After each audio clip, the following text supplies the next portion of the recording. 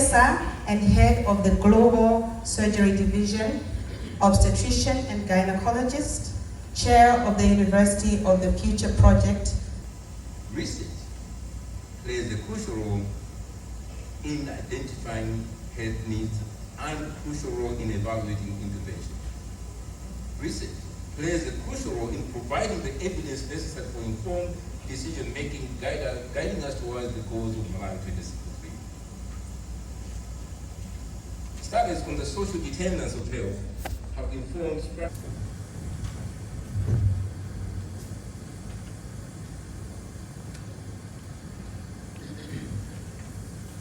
Good evening, everybody. It's an honor to be here today, to be performing in front of all the delegates and intellects, doctors, people with PhDs. I think as the previous performer said, it's a bit scary from the front. I don't get the hang of it. So I'm also a spoken word poet. It's the same thing. I think poetry has different genres. So it's the spoken word poetry, there's written poetry. But if you're standing here and you're speaking your poem, it's pretty much a spoken word poem. So yeah, that's the explanation. Thank you so much. I will perform two poems. One that has no title, but I think we'll be able to generate one once I finish. The other one is just a highlight of some of the experiences that I've had working as a humanitarian worker and how difficult it is for people in the rural community to access education. So it's not really relevant to the dissemination conference today, but I think it's something that will leave us thinking once we walk out this room about the vulnerable communities and how difficult it is for them to access education. We're very lucky to be in this room today, to be intellects, to share what we're sharing, to have the most important conversations. So I just thought that I would speak today for the rural poor as well and how that struggle is like. Thank you. But first of all, we'll start with the other poem. This is a story of innovation, a nation under construction. This is our home, built from the fabric of our passion and resilience. With each scientific research, we come closer to the solutions, nurturing a resilient community of reliable, passionate medical professionals and doctors born to serve. With diligence, you stand, you rise, you commit, you delegate, you raise a flag tailored by passion and a brave heart for solutions to health problems. With stethoscopes, PhDs, a symbol of your commitment to intellectual power. Each study, a journey, a revolution, a voice rising against all odds to mend the gaps that compromise our health and our sanity. Scientific research that goes beyond symbols, diagrams, and statistics. Malawi knows her men are dying, that suicide is rising. So here is to powerful conversations emerging at a crucial time where men need a helping hand, a community, a firm ground they can fall back on. Here is to committing time, resources, expertise that rise against malnutrition, HIV, and the stigma that follows. Here is to a community of you that understand that winning is our only option, the antidote to a nation's unimaginable pain, seen through the lessons of vulnerable men, women, children, bearing the burdens of compromised health. Here is to the bold men and women, medical doctors, intellects, experts, and researchers, igniting dreams and disseminating information at a time we need it most. Thank you. About Malawi 2063. Each time we stand in the podium, you will not leave the podium without talking about Malawi 2063 agenda, whereby everybody, we should be interested in this agenda. What are we talking about? We want to see a Malawi which would have stopped begging. I'm telling you, it doesn't look good to be begging all the time. It doesn't look good at all. You know, when we were going to attend to these meetings last week, I was in New York, I had maybe about 20 or 20 something meetings. But in all the meetings, it was just about asking for Malawi. you know, the situation in which we are, you know, the needs, the challenges of our health sector. Each and every meeting, you know, it's so depressing. So we're saying, no, enough is enough. Okay, we'll continue begging it, but at least would have, you know, and somehow started to sustain their point. That one about the daughter, you know, the kind of Malawi 2063. I have a granddaughter who is now about 8 months old. He was born on 20 January 2024, and at the Kamuzu Hospital. And just to see, you know, to practice what I preach, I took her to the ordinary ward where we have all our normal patients, not even paid. She had to spend the night there. In the room, there are about 15 or 20 beds for patients from different district hospitals. Well, to Kamuzu Hospital, I said, here, this is the hospital, which I have the most trust in that hospital, Kamuzu Hospital, as the Minister of Health for Malawi.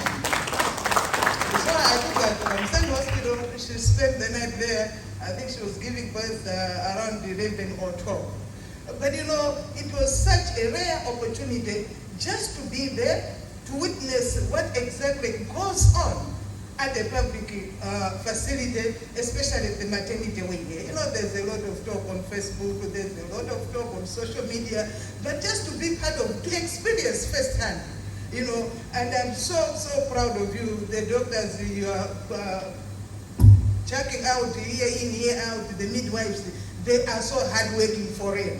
We have to give them a round of applause. So,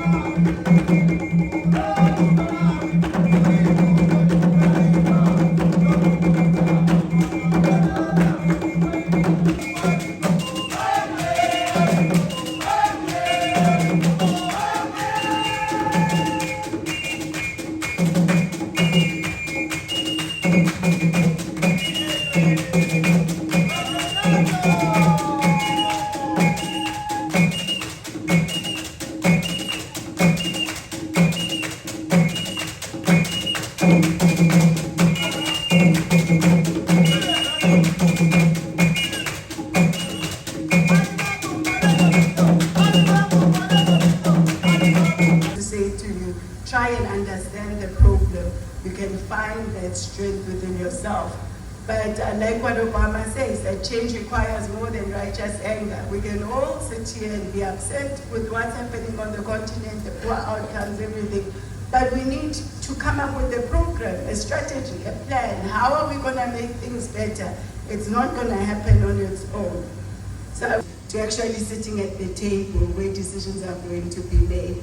I was shocked my first time visiting Geneva, where we're discussing a topic that affects Africans the most, you know, and in fact, my first Geneva meeting, someone right here was in that meeting, but there were no other Africans, you know, so they were coming up with solutions for Africa without us, you know, and some of those solutions were not going to be tailor-made for us, and solutions like that, what happens? You are not involved in the conversation, but when the guideline comes that says the world has decided that now women should have 8 antenatal visits instead of 4, it affects all of us in this room, and many of us don't ask those questions. And so that decision may not have been made with an African in mind or with an African in the room, and we need to interrogate. In the Early Career Research Excellence Award is in the male category is a social scientist with experience in health systems, implementation and quantitative research. He leads a lung health research group at MLW and the 8 other multiple teams. Is co-director of NHR-funded mobility study, and he has previously led multidisciplinary researchers. He's a trial manager for MRC-funded randomized control trial on integrated chronic disease management in South Africa, and led social science teams for NHR Global Health Group. This scientist has 4 papers in the past year, of which 2 is the last author. He's mentored 4 master's students and 1 PhD candidates and 3 PhD candidates. Funding, he has been awarded about £5 million from NIHR in the last year. Because of time, I will not read the entire profile so that we stick with time, but this is none other than Dr. Felix Limbani.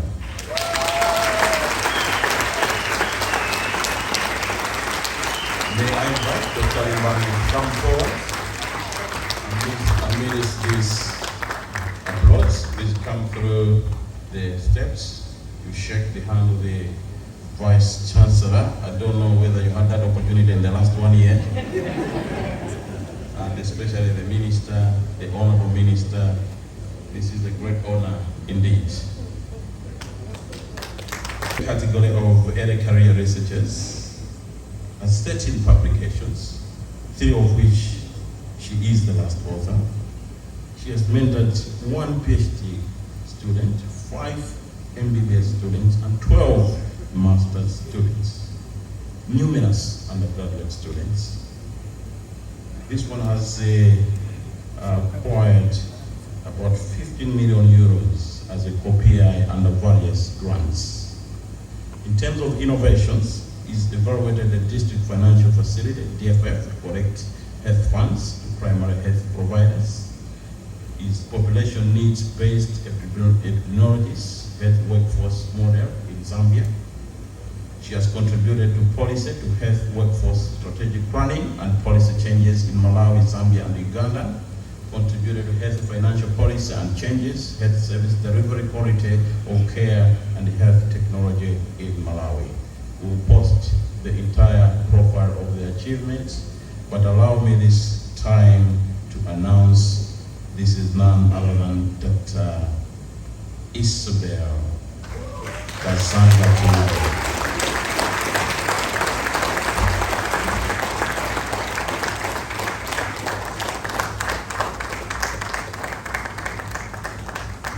Congratulations to you, well done.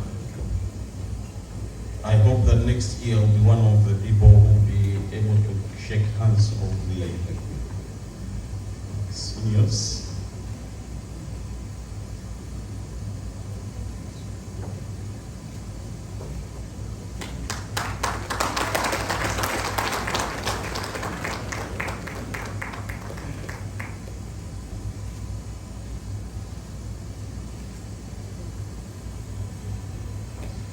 Thank you very much, guest of honor. In the female category for Senior Research Excellence Awards, is passionate about moving knowledge into policy and decision making globally, especially in Africa. Works on the research to policy nexus, contributing to the rapid response of service in low and middle income countries. She has 13 articles, 3 of which she is the first author. mentored 3 master students, 1 pre-PhD, and 3 PhDs. She's received about 2.5 million pounds. You can be converting to Marai Kwacha so that it makes sense to you. As a principal investigator, and more than 10 million pounds as a co-PI on multiple projects. She is leading a multidisciplinary team testing out of several innovations, technology-enhanced EIDM. They have designed 2 chat GPTs for policymakers to interact with research and other forms of evidence. I will not belabor the explanation. Let me just mention the name so that you can see her for yourself.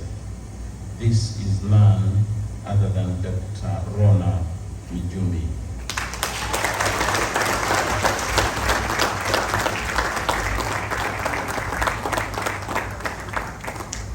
Take your time, you don't need to run, you don't need to rush. Walk slowly to the front. Hard work, my sacrifice, my dedication, and also my contributions to research. So I'm deeply honored for this award. And I want to thank God for His grace, for making this possible. And I also want to thank the Vice Chancellor and the deans, my dean and my head of department, and all the entire leadership of KUHES, and also colleagues for the support and for making this also possible. I want to acknowledge my mentors, as in particular Professor Nkutso Bengo, and also Professor Kamija Pili, and Professor Maureen Jiwa, Professor Mula, and Dr. Dominic Nkoma for guiding me and also for instilling confidence in me and providing opportunities and platforms for growth and entrusting me with responsibilities. So I'm very grateful to these mentors. This award, I know it's going to inspire other early female career researchers and also my mentees and students. So once again, thank you very much for this award. It is such an honor. Thank you. This evening, I'm truly humbled and honored to receive this award. It's a testament to many people who have gone ahead of me and paved the way for me. So many men and women who have made sure that I become what I am, and I hope they do recognize their own efforts in that. But it's also a testament to the dedicated team and teams that I've had in the past, that I stand here on shoulders of theirs actually. I am enjoying the credibility that I should be sharing with them, so this is for them as well. It's also for my daughters especially, but family and friends who endure long hours of us being away, doing lots of work, being away from home, and not giving them the time that probably would like to. I hope they do also enjoy the limelight that this would bring. But I think above all, it focuses and highlights the importance of providing space for women in science, for women in education, and for many underrepresented groups. And I hope that we continue to give them that space. The more we do, the more ideas and the more fantastic people come into the space of decision making and into research. I do hope that it will also be an inspiration for someone, some young lady, some young girl somewhere, that they also can make it to spaces they think they wouldn't. Thank you so much, and I'm truly honored.